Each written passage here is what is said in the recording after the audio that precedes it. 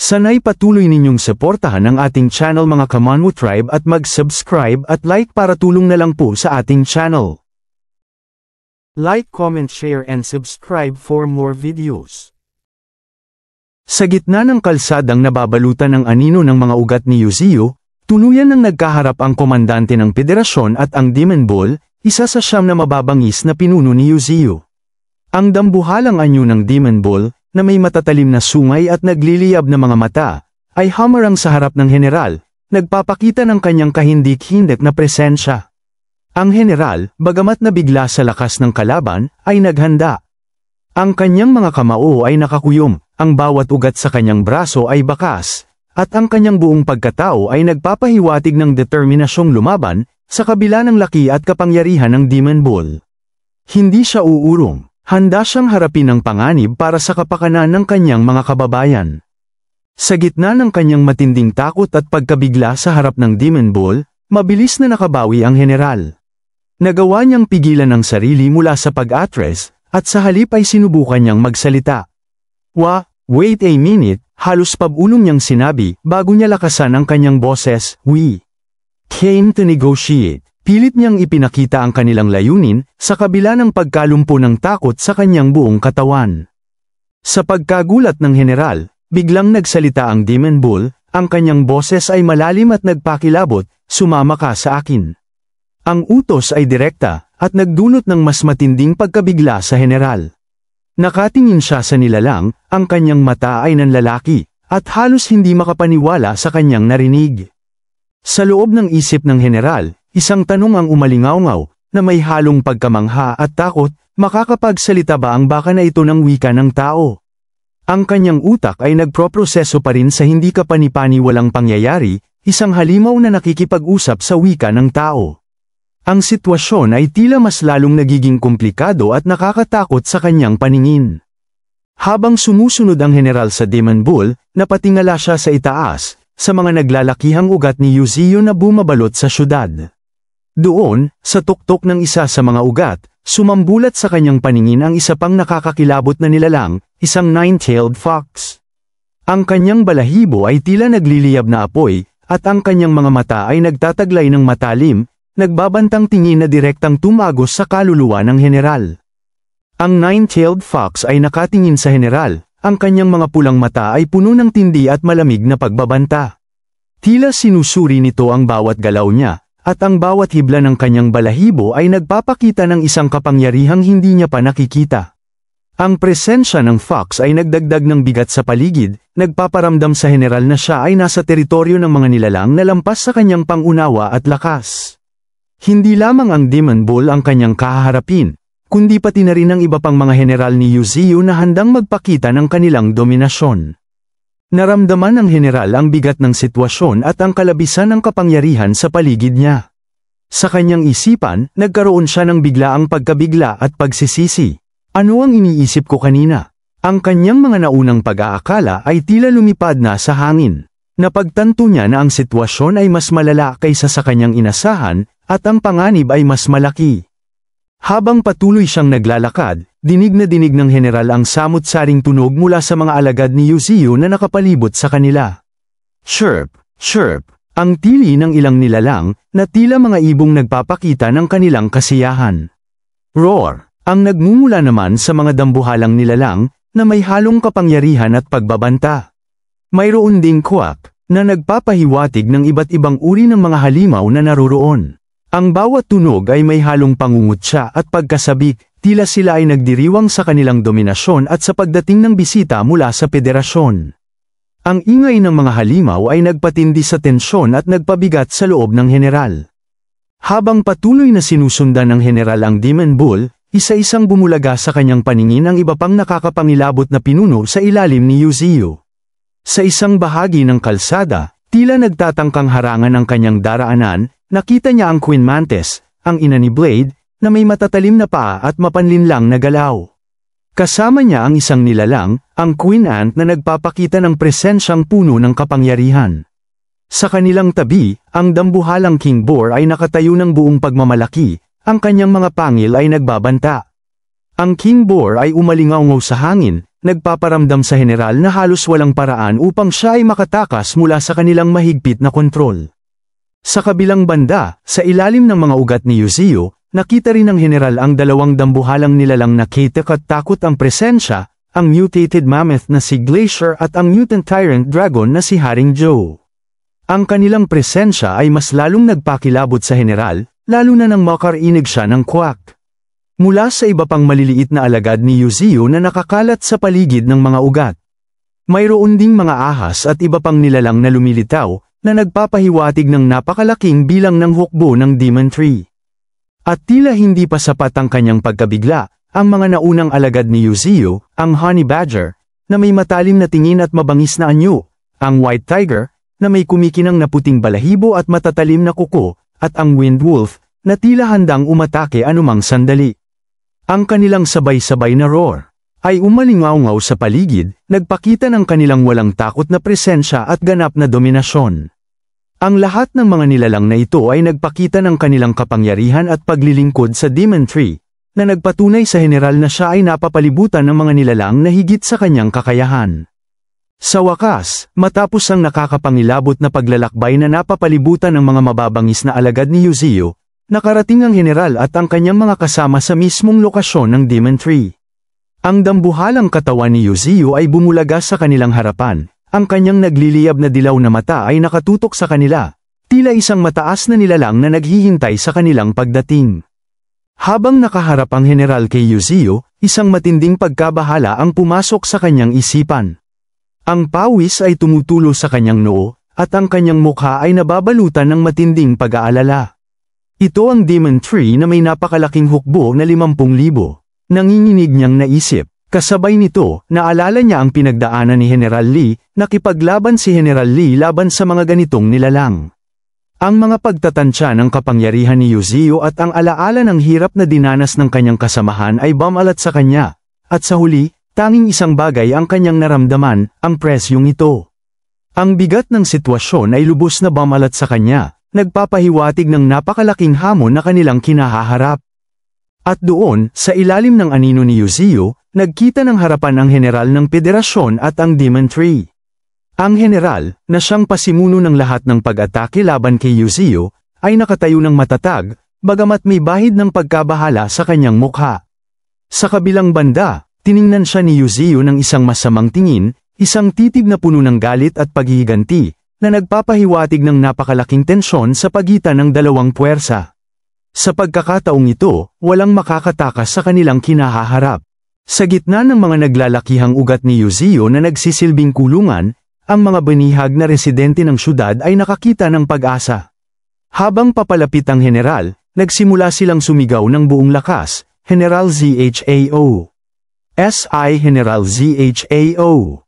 Ang kanilang boses ay puno ng pag-asa at desperasyon, na may mga panawagan tulad ng tulungan mo kami, General ZHAO. Ang mga banihag ay nagpatuloy sa pagmamakaawa kay General Zhao. Pakiusap, nagmamakaawa ako, nandito pa ang aking asawa at mga anak. Sigaw ng isang lalaki, ang kanyang mukha ay puno ng pag-aalala. General, tulungan mo ang aking ina. Ang idinagdag ng isa pa, na nagpapakita ng kanilang matinding takot para sa kanilang mga pamilya na nakakulong pa rin sa kamay ni Yuzio. Ang mga panawagang ito ay tila nagdagdag ng bigat sa balikat ni General Zhao. Sa harap ni Yuzio at ng lahat ng banihag, buong tapang na humakbang pasulong ang general. Walang takot at may seryosong ekspresyon, ipinakilala niya ang kanyang sarili, ako SI General ZHAO Yunji, ng FEDERASYON. Pagkatapos, sa isang malalim na pag-amin na nagpakita ng kanyang responsibilidad, kanyang idinagdag, ako ang nag-iisang utak sa PAGLUNSAD ng mga nuclear weapon. Ang kanyang mga salita ay nagdulot ng katahimikan sa paligid, na nagtakda ng isang matinding paghaharap sa pagitan niya at ni Yuzio. Matapos ang pag-amin ni General Zhao, umalingaw-ngaw ang boses ni Yuzio sa hangin, puno ng galit at kapangyarihan. General ng Federasyon. Ang mga salitang ito ay tila isang dagandong na nagmula sa kanyang dambuhalang anyo, nagpapahiwatig ng kanyang matinding pagkayamot at ang nalalapit na paghaharap. Hindi nagpatinag si General Zhao sa galit ni Yuzio. Sa halip, sa nag-aalab na galit at determinasyon sa kanyang mukha, buong lakas siyang sumigaw, dahil narito na ako, palayain mo na agad ang mga sibilyan ng Maple City. Ang kanyang utos ay malinaw at direkta, nagpapakita ng kanyang kahandaang ipagtanggol ang mga mamamayan sa kabila ng kinahaharap na panganib. Sa lakas ng tinig at utos ni General Zhao, tila nagulantang si Yu Ziyu. Ang kanyang nagliliyab na mata ay bahagyang lumaki, at ang kanyang isipan ay nagpakita ng matinding pagtataka at hindi makapaniwala. Ikaw, ang halos pabulong niyang sinabi, bago lumakas ang kanyang tinig na may halong galit, inuutusan mo ba ako? Ang kanyang boses ay umalingaw sa paligid, nagpapakita ng kanyang pagtanggi sa sinumang mang-utos sa kanya. Dahil sa pagpapahayag ni General Zhao na tila inuutusan si Yu Ziyu, agad na nag-alab ang galit ng mga nilalang sa paligid. Ang Wind Wolf at iba pang mga lobo ay sabay-sabay na sumigaw ng wow. At howl, ang kanilang mga tinig ay puno ng pagkaalarma at pagbabanta. Ang iba pang mga halimaw ay sumama sa sigawan. Ang kanilang mga ungol at tili ay nagpakita ng kanilang matinding pagkadismaya at pagtatanggol sa kanilang Panginoon. Tila ba ang bawat isa sa kanila ay handang sumugod at durugin ang sinumang maglakas loob na magpakita ng kawalang galang kay Yu Ziyu. Kasabay ng galit na ungol ng mga alagad ni Yu Ziyu, isang nakakatakot na tanawin ang bumungad sa mga tauhan ng federasyon. Mula sa lahat ng sulok, sa mga ugat na bumabalot sa syudad, at sa bawat anino, lumitaw ang napakaraming nilalang. ROAAAAR. Ang sabay-sabay nilang sigaw, isang dagandong na nagpatindig sa balahibo. Nakaharap silang lahat sa mga tauhan ng federasyon, ang kanilang mga mata ay puno ng pagbabanta at galit. Ang mga sundalo, bagamat armado, ay tila nalumpo sa matinding takot, ang kanilang mga mukha ay nababalutan ng pagkabigla at pangamba sa harap ng walang katapusang hukbo ng Demon Tree. Dahil sa nakakabinging dagandong ng mga halimaw, ang dalawang tauhan ng federasyon ay nanatiling nakatayo, hindi halos makagalaw, tila nabibigatan sa matinding presensya ng mga nilalang. Ang kanilang mga mata ay nanlalaki sa takot, at sa kanilang isipan ay tanging ang tanong ang umalingaw-ngaw, magiging marahas ba sila? Ang kawalan ng katiyakan at ang napakaraming kalaban ang nagpatigil sa kanilang bawat galaw. Sa kabila ng kanyang takot, ang general ay nagsimulang mag-isip, ang kanyang mukha ay nababalutan ng galit. Sa kanyang isipan, kanyang inulit ang tindi ng sitwasyon, narito, may mga nakakatakot na hayop, sunod-sunod. Maging ang pinakamahina ay nasa rank 6. Hindi pa kasama ang mga transcendent being. Ang kanyang galit ay hindi lamang para sa mga halimaw, kundi pati na rin sa kapabayaan na nagdala sa kanila sa ganitong sitwasyon. Ang kanyang panloob na pagtatansya ng lakas ng kalaban ay nagpapakita ng kanilang pagiging lubos na nalalamangan. Sa kanyang isipan, patuloy na sinuri ng general ang mga banta sa kanilang paligid. Ang kanyang tingin ay napadako sa mutant tyrant dragon na si Haring Zhou na nakaposisyon sa itaas ng mga ugat.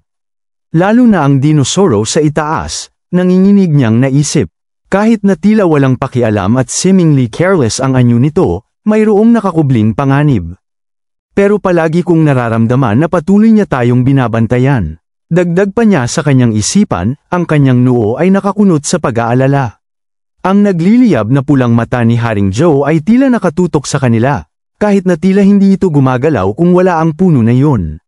Sa palagay ko, susugod agad ito sa akin. Ang pagkaunawa sa brutal na kalikasan ng dinosoro ay nagpatindi sa kanyang takot, na nagpapahiwatig na tanging ang presensya ni Yu Ziyu ang nagpipigil sa agarang pag-atake nito. Ang general ay muling napatingin sa dambuhalang mata ni Yu Ziyu, ang Demon Tree, na tila isang buong buwan na nababalutan ng enerhiya. Hindi pa kasama ang nag-uutos na puno. Sa kanyang isipan, tinawag niya itong ang tunay na hari ng mga hayop. Ang katotohanan ng kanilang sitwasyon ay bumalat sa general, na nagdulot ng galit at desperasyon. Damn it! Kung gagalitin natin ito, mamatay tayong lahat dito. Ang kanyang mga mata ay nagliliyab sa takot at pagkabigo, habang napagtanto niya na ang kanilang buhay ay nakasalalay sa bawat desisyon, at ang anumang maling galaw ay magdudulot ng kanilang tiyak na kamatayan sa kamay ng Demon Tree at ng hukbo nito. Habang ang tensyon ay tumitindi, at ang mga alagad ni Yu Ziyu ay nagsisimula ng gumalaw, ang mga kasamahan ni General Zhao ay nanginginig sa takot. Kumalma ka! Ang kanilang bulong habang sinisikap nilang pigilan ang general. Ang patuloy nilang pagmamakaawa na nagpapahiwatig ng kanilang matinding pagkabahala sa mga salita ng general na lalong nag-iinit sa galit ni Yu Ziyu. Sa kabila ng mga babala ng kanyang mga tauhan, nanatiling matatag si General Zhao, ang kanyang mukha ay puno ng determinasyon at pagkabahala para sa mga banihag. Nagmamakaawa ako, ang pormal niyang simula. Pagkatapos, sa mas malakas na boses, kanyang idinagdag, pakiusap, iligtas mo sila. Huwag mong idamay ang mga inosenteng sibilyan. Ang kanyang pagmamakaawa ay nagpakita ng kanyang kahandaang isakripisyo ang kanyang sarili para sa kapakanan ng mga inosente. Ngunit hindi natinag si Yu Zhiyu sa pagmamakaawa ni General Zhao. Sa halip, sa isang mapanlinlang at matalim na tono, direktang tinanong niya ang general, bakit sa tingin mo umabot sa puntong ito ang mga bagay-bagay? Ang tanong ay hindi lamang isang pag-uusisa, kundi isang hamon, na nagpapahiwatig na alam ni Yu Zhiyu ang mas malalim na ugat ng kanilang kasalukuyang sitwasyon. Ang kanyang mga mata ay nananatiling matalim na nakatutok kay General Zhao. Matapos ang mapanlinlang na tanong ni Yu Zhiyu, ang mukha ng general ay nababalutan ng matinding pagkabigla at takot. Ang pawis ay tumutulo sa kanyang noo, at ang kanyang mga mata ay nanlalaki, tila ba napagtanto niya ang mas malalim na kahulugan sa likod ng mga salita ng Demon Tree. Hindi nagtagal, muling umalingaw-ngaw ang boses ni Yu Zhiyu, mas matalim at nagbabanta kaysa dati. Wala akong pakialam kung ikaw talaga ang utak sa likod nito. Buong lakas niyang idineklara. Wala rin akong pakialam kung kailangan nating ipagpatuloy ang digmaan sa iyo pagkatapos. Nagbigay ng panginginig sa paligid ang kanyang mga salita, hudyat ng matindi niyang galit at desisyon. Ngunit mayroon pa siyang idinagdag na mas nakakatakot, ngunit, tandaan mo ito. Kasabay ng matalim na ugat ni Yu Zhiyu na tila lumapit at nakatutok sa mata ng general, nanlaki ang kanyang mga mata. Tumagos sa kanyang diwa ang matinding banta ni Yu Zhiyu. Mula sa dambuhalang anyo nito, umalingaw-ngaw ang boses ni Yu Zhiyu, kung maglakas loob kang magpakita sa harap ko muli, sisiguraduhin kong malalaman ng lahat kung sino ako. Ang huling babala ay nagpakita ng kanyang matinding galit at ang kahandaan nitong iparamdam ang buong kapangyarihan kung maglakas loob pa ang general na hamanin siya. Mula sa screen, umalingaw-ngaw ang malalim at nagbabantang boses ni Yu Zhiyu, na nagbigay ng panginginig sa lahat ng nakikinig, kasama ang iba pang miyembro ng federasyon na nanunood mula sa kanilang opisina. Ang tanging naghihintay sa inyo, ang kanyang simulang babala. Ang boses ni Yu Zhiyu ay lalong lumakas, nagpapatuloy sa kanyang nakakatakot na pahayag, ay mga ilog ng dugo at isang tanawin ng hindi maisip na pagpatay. Ang mga salitang ito ay nagpahiwatig ng kanyang matinding galit at ang darating na kaparusahan sa sinumang manggahas na hamanin siya. Sa kanilang kinatatayuan, ang mga nanunood na opisyal ng federasyon ay nanigas sa kinatatayuan, ang kanilang mga mukha ay nababalutan ng takot at kawalang magawa. Matapos ang sunod-sunod na nagbabantang salita ni Yu Zhiyu, ang mukha ng general ay nababalutan ng matinding pagkabahala. Ang kanyang noo ay kunot na kunot, at ang pawis ay tumutulo sa kanyang mukha. Nanginginig ang kanyang labi habang pilit niyang pinipigilan ang takot na bumabalot sa kanyang buong pagkatao. Ang kanyang mga mata ay nanlalaki, at kitang-kita ang bigat ng sitwasyon sa kanyang mga balikat. Sa isang pagbabago ng tono, nagsimulang magsalita si Yu Zhiyu, nagbigay ng hindi inaasahang pangako. Dahil nagpakita ka ng sinseridad, umalingaw-ngaw ang kanyang malalim na boses. Tutuparan ko rin ang aking pangako. Palalayain ko ang mga sibilyan. Ngunit kailangan mong magpadala ng isang tao para kunin silang lahat. Ang kanyang mga salita ay nagbigay ng kaunting pag-asa sa federasyon, ngunit nagpakita rin ng kanyang kapangyarihan at dominasyon. Habang nagsisimulang lumitaw ang mga banihag na sibilyan mula sa mga ugat ni Yu Zhiyu, kasabay nito ang huling, matinding babala mula sa Demon Tree. Mula ngayon, ang lungsod ay pag-aari na ng teritoryo ng Mist Nation. Ang kanyang boses ay nanginginig sa buong syudad. Anumang tao na tatapak dito, ay mamamatay. Ang kanyang huling pahayag, na may kasamang nagliliyab na tingin mula sa kanyang dambuhalang mata, ay nagtatag ng bagong utos at nagtakda ng matinding linya sa pagitan ng kanyang teritoryo at ng mundo ng tao. Matapos ang kanyang huling banta, at habang nakikita ang kanyang dambuhalang mukha sa monitor, biglang nagiba ang sitwasyon. Sa isang iglap, tila may malakas na puwersang tumama sa surveillance camera.